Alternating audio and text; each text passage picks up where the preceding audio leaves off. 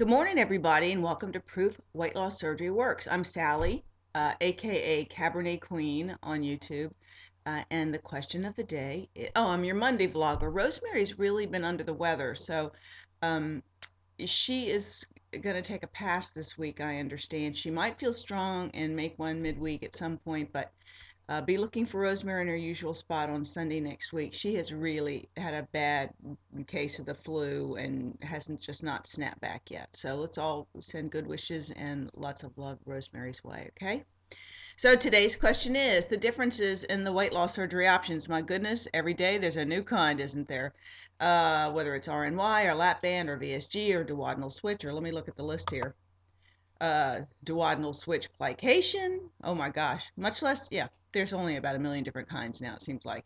Why did you choose what you did, and would you change your decision if you could go back? Let me go back to my camera. There I go. It's very interesting. I had my surgery in the fall, November of 2009, which seems like ancient history here in 2012. And I had it through Kaiser Permanente, which is an HMO, and so you have limited options. You can either take what they offer or not take it. So basically, I could had an RNY or the band. So first, I was determined I was having that band. I didn't want something permanently done to my guts, I decided. And so I kind of forced, I literally um, forced them to allow me to have the option of a band. There was a season where they weren't even offering the band. They had no one in my area to do the band.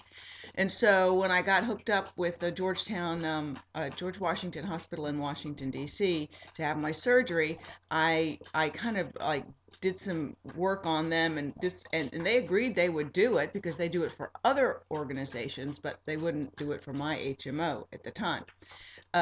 Because of a contract thing.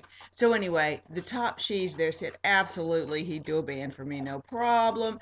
And then I went and I got Kaiser to be happy with that. Then I went to speak to the person who kind of it, is it vets you for your surgery, talks you through, sees are you squared away, why do you do this and why do you do that. And so I met with this gentleman and this is what he said to me. And I was 250 when I went in to get approval, basically for my HMO. And by the time I met these people, I'd lost 13 pounds. It took me 6 stinking months to lose 13 pounds as hard as I tried. And then the week, of course, before surgery, where you do the other thing, then I lost another, whatever, 12. But anyway, I digress. The vetting process. He said, are you the kind of person who can make uh, a major change with a little rubber band around your wrist that might go every time you start to do something? Let's say you're trying to quit smoking, like plink, plink, plink. Like if you're trying to break a bad habit and you have the little rubber band and you pull the rubber band and it snaps on your wrist to remind you to stop. Or are you the kind of person who needs a board up the back side of your head to stop doing something before it's too late? And I honestly was offended by that question when he put it to me. But I went home and I really, really, really thought about it. And I don't believe in a lot of ways that I am the kind of person that needs a board up the backside of their head, although I am hard-headed and strong in personality. But there was something I let wash over me, and I gave it a lot of thought. And I thought, if you're going to go all this way and take a risk of the plink, plink, plink of the rubber band on your wrist not being enough, you're going to be sorry. So I went for the RNY. So that's why today I have an RNY. I've had really no major issues with it. I'm glad that I did it. If I was going to do it again, and I had a choice, I think I'd be tempted to be looking at the sleeve because everybody's gone to the sleeve. It's got the good sides of the RNY, but not the downsides of the RNY. I do not believe I would ever go for a band myself because, quite honestly, restriction is a big part of my success. But killing that hunger thing, cutting that stuff that gets cut for an RNY makes a huge difference in my success. And the dumping. Dumping keeps you, it's like training wheels. You don't dare do anything wrong because you don't want to be falling off that bicycle and scraping yourself up. So those are kind of the dumping part of it in the early days, the first year, the second year, and still to some degree I will dump, although it's not like it was when it was all new and fresh.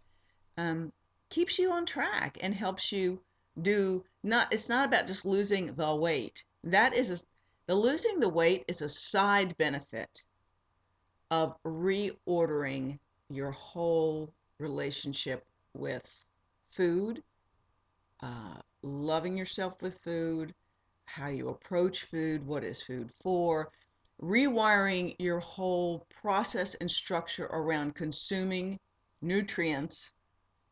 That is the success of having weight loss surgery. It's not the weight is a byproduct of those real changes that you take this time to implement and keep within you and internalize forever. Forever. So um, that is why I'm Proof Weight Loss Surgery Works. Thank you, RNY. I'm glad you were there for me. Wish I never had to think twice about malabsorption issues. I did have a couple of scrapes with vitamin D deficiency for a minute, but that was a really freaky kind of thing.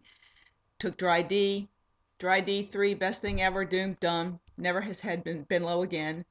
And I had a kidney stone. Those are the only two things I think. Oh, and did I have a little scurvy there? B1 might have been low for a nanosecond, but that was like the first month. And just so you know, after you have an RNY, if you're the kind of person who throws up a lot that first month, because you can't get quite, because I really still have trouble with solid protein. Still not my best thing is meat all the time. Not my first choice and not my stomach's favorite thing for a protein source. But I threw up a lot, and you can get a B1 deficiency if in your first few months after RNY you throw up a lot.